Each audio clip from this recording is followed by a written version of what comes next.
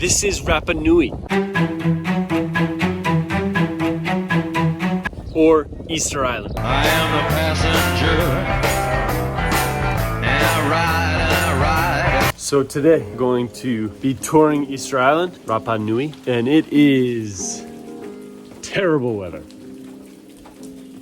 Absolutely terrible. What are you gonna do, right? Easter Island is not a very big island, and it is incredibly remote. It takes a 6-hour flight from Santiago to get to Easter Island, and Easter Island is part of Chile, but it is amazingly remote. So we're going to go to all the major sites today, and I'll explain them as I go. Flying to Rapa Nui is interesting too, because even though it's owned by Chile, it's a domestic flight, but it's sort of an international departure. You need to fill in a special form for Rapa Nui or Easter Island. You actually have to go through immigration when you're going to Easter Island. So there's 3 common misconceptions about Easter Island or Rapa Nui. One of them is that the giant heads don't have bodies. That's not true. The stone giant heads have a torso and arms. The wooden moai would have had giant head, torso, arms, and legs. So the moai are not just giant heads. Number 2, that we don't know why they're here. We do know why the Moai statue are here. And I'll get to that when we're actually at a Moai statue that's standing up. The third is that when Europeans got here, all these Moai statues were erect and standing all throughout the island. That's not true. When Europeans got here, as far as we know, all of the Moai statues had fallen down due to war between tribes, so there were no erect Moai statues when the first Europeans got here. In the 1960s, they started to restore a lot of these Moai statues, and they started to erect them in scientific ways. So when did the first settlers settle Rapa Nui, or Easter Island? Somewhere between 400 and 1200 CE, which is a pretty big window to not know when the first settlers were here. The earliest people to settle Easter Island we refer to as the Rapa Nui people. But even the name Rapa Nui is a bit problematic, and I'll tell you why. It depended on who you asked on the island.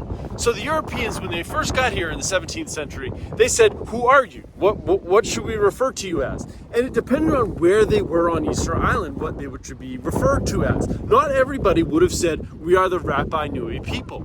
So they would have given different answers depending on where they were. But now we name the earliest settlers of Easter Island Rapa Nui, and the people the Rapa Nui people, even though it's not really 100% accurate.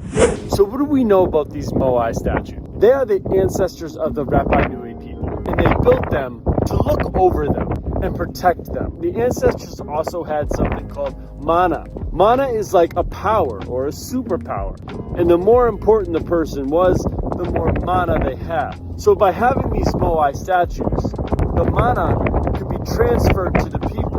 For example, mana could be the power of the abundance of crops or the abundance of fish in the sea. And these Moai statues overlooking the Rapa Nui people, the mana would spread, the power would spread, and they would have more crops, they would have abundance of fish, or whatever the mana power was. So these Moai statues really were built to look over the people, their ancestors looking over them. So this is actually the remains of an ancient village that would have been on Rapa Nui. And all of these sort of rock formations are different houses. Most people lived along the coast. Even though Easter Island is not huge, most of the settlements were all around the round coast. And this is where they would have set up the Moai, so that the Moai were facing away from the ocean and facing them for protection. So here's some of the foundations here. So this circular foundation, it would have started as a smaller foundation.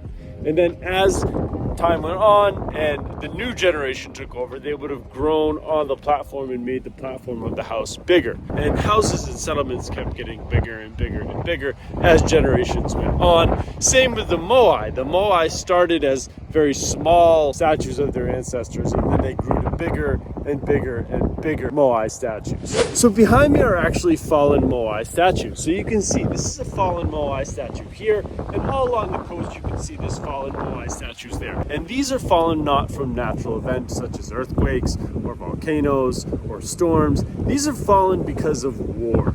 So the people fought each other over land, over resources. The Rapa Nui people would have been at war quite often. So a lot of these Moai statues fell during the fighting, during the war. The last thing that the Rapa Nui would have completed on the Moai statues were the eyes. So they would have had white around the pupil like our eyes have, and then they would have had stones for the pupil.